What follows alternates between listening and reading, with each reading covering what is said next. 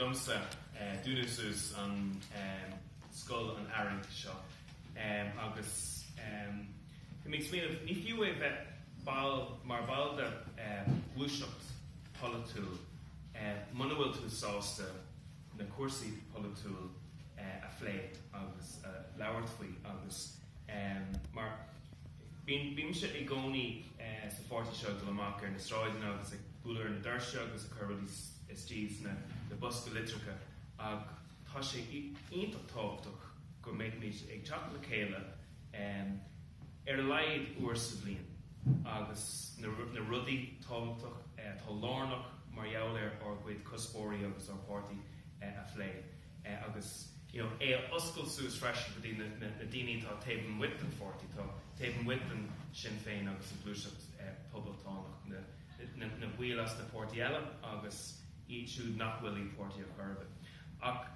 agus hug on skull and Ari shot on dash show doing you on blean shot agus becart doing you weakest more or all in the dini arguing on skull and Ari show agus fi Joe Riley, fi Eddie Fantasy, Colin McCone, Sinead Burke, Brendan McGill, Eamon Cunningham, Sheets, Rinsheed Lawn, Uber, they've heard in the Dershog, they've heard than our dawn, Conan Rutshaw, a car shoes, so while I'm mean of Wickes, a raw dogs, Picard doing in order.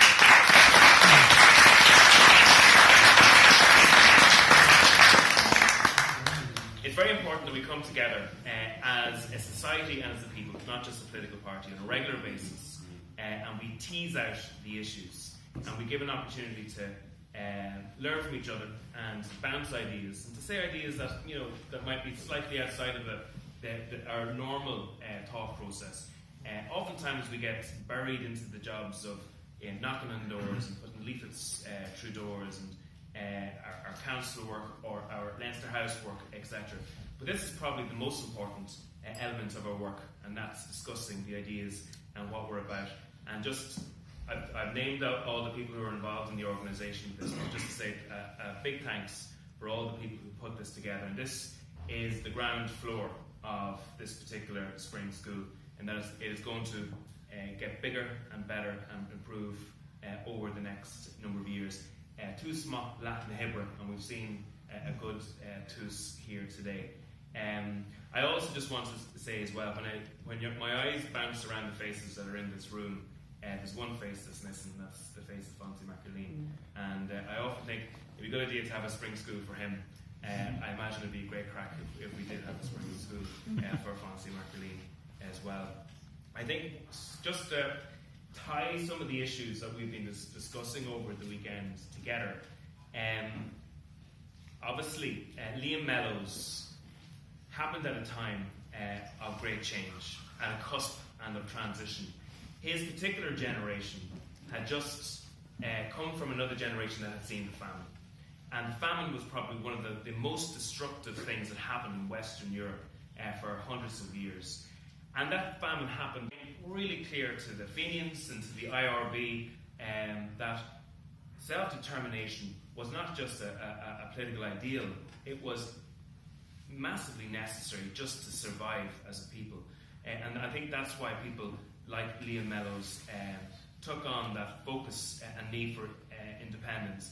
And in a way that's a challenge for ourselves today. And we discussed that we're living at a very strange time, where there's a massive migration of wealth from the pockets and the hands of the many to the very, very few. The 1% are increasingly getting richer, and the 99% are increasingly being impoverished. And that's a massive challenge that's happening all over the world, and it's happening in this country. And it happens because of a number of reasons. It happens because of the structures in place within society. The society is built, the machine of society is built in such a way that migration of wealth is happening all of the time. One of the ways that's happening is, and I think Louise O'Reilly discussed it very well last night, was the deconstruction of working conditions for people in the country.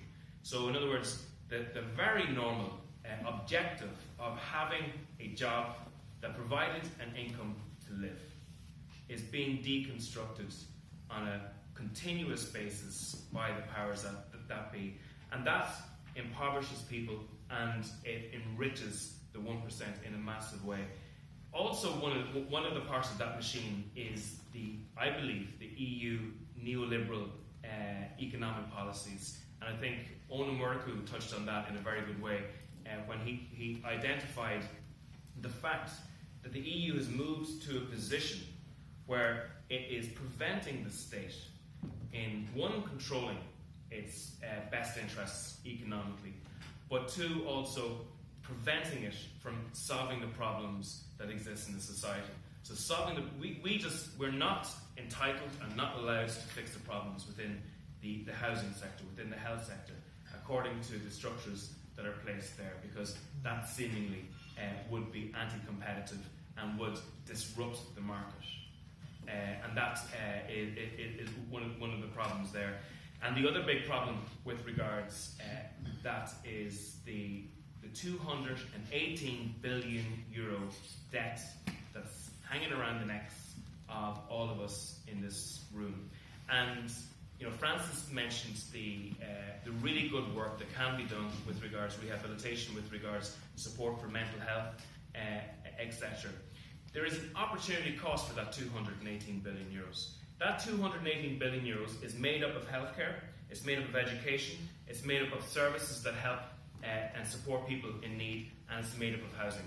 And that 218 billion euros is in somebody else's pockets right now. So when we look at the absence of all of that, and we need to find out where that has gone, that has simply been taken off the Irish state in the last number of years.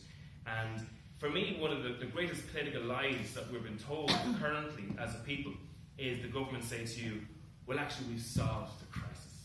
We've fixed it. It's sorted. What they've done is they've basically spread it over the next 40 years in repayments.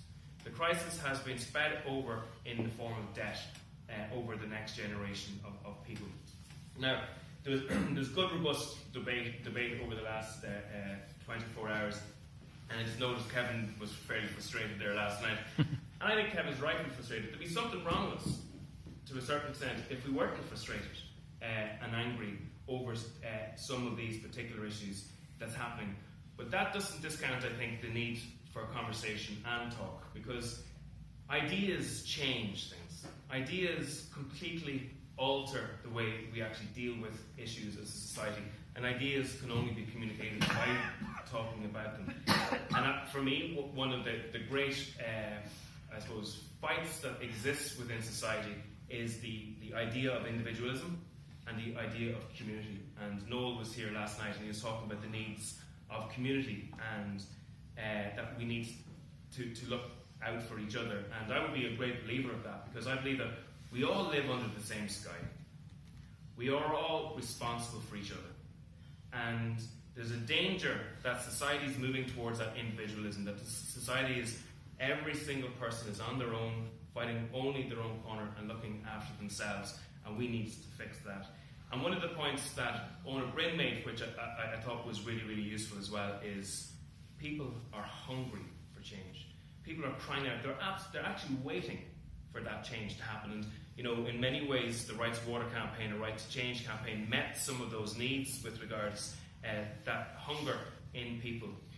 But they're actually waiting for the next steps. And I think if we can do anything at all is, in these spring schools and these political debates, is to identify what those next steps are, and then realise that they need activism to actually happen.